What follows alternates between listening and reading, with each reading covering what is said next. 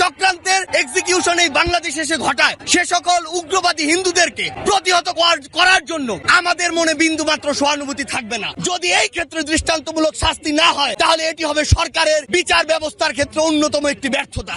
এই বাংলাদেশের মুসলমান যারা রয়েছে, শান্তিপ্রিয় মুসলমান, এই বাংলাদেশের মুসলমান যারা রয়েছে তারা যেমন নিজেদের ধর্মের প্রতি তাদের সহানুভূতি রয়েছে, অন্যান্য ধর্মের যারা রয়েছে তাদের প্রতিও তাদের সহানুভূতি রয়েছে। কিন্তু এই সহানুভূতিকে ব্যবহার করে কেউ যদি নিজেদের ওই ভারতে বসা চক্রান্ত, যারা মাসের 30 দিনের 25 দিন দেহটা নিয়ে এই বাংলাদেশে বসে থাকে আর বাকি 5 দিন মনটা নিয়ে ভারতে যায়, সেখানে চক্রান্ত করে এবং সেই চক্রান্তের এক্সিকিউশন এই বাংলাদেশে এসে ঘটায় সে সকল উগ্রবাদী হিন্দুদেরকে প্রতিহত করার জন্য আমাদের মনে বিন্দুমাত্র সহানুভূতি থাকবে না।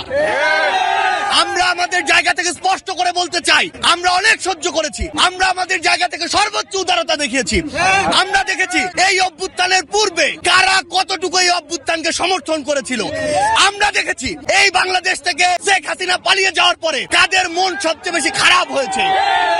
আমরা আমাদের জায়গা থেকে স্পষ্ট দেখেছি যখন এই বাংলাদেশে অভ্যুত্থান পরবর্তী সময় একটি অস্থিতিশীল পরিবেশ হওয়ার কথা ছিল, তখন কিভাবে আমাদের এই মাদ্রাসার ভাইরা ওই মন্দিরে গিয়ে পাহারা দিয়েছে, কিভাবে 5ই আগস্ট রাতে সারা রাত ওই মন্দির পাহারা দিয়ে সকালে ফজরের নামাজ তার সামনে রাস্তায় পড়েছে। সেখানে এই সহানুভূতিকে কেউ যদি প্রশ্রয় হিসেবে দেখে, আমরা স্পষ্ট করে বলে দিতে চাই, শুধু অন্তর্বর্তীকালীন সরকার নয়, বৈষম্য বিরোধী ছাত্র আন্দোলন নয়, জাতীয় নাগরিক কমিটি নয়, পুরো বাংলাদেশ একসাথে এই সকল উগ্রপন্থীদেরকে প্রতিহত করবে। আমরা আমাদের জায়গা থেকে স্পষ্ট করে বলতে চাই, এসব ইসকনের নামে যেসব উগ্রপন্থীরা বিগত 16 বছরে অসংখ্য অপকর্ম ঘটিয়েছে, ফ্যাসিস্ট আওয়ামী লীগ এ সকল অপকর্মকে মানুষের সামনে আসতে দেয়নি। তারা ইসকনের এই সকল অপকর্মকে মদত দিয়েছে, প্রশ্রয় দিয়েছে, আশ্রয় দিয়েছে, লুকিয়ে রেখেছে। কিন্তু তাদের চরিত্র কি, তারা কিভাবে মানুষকে জবাই করে, এই দৃশ্য আমরা গতকালকে দেখেছি।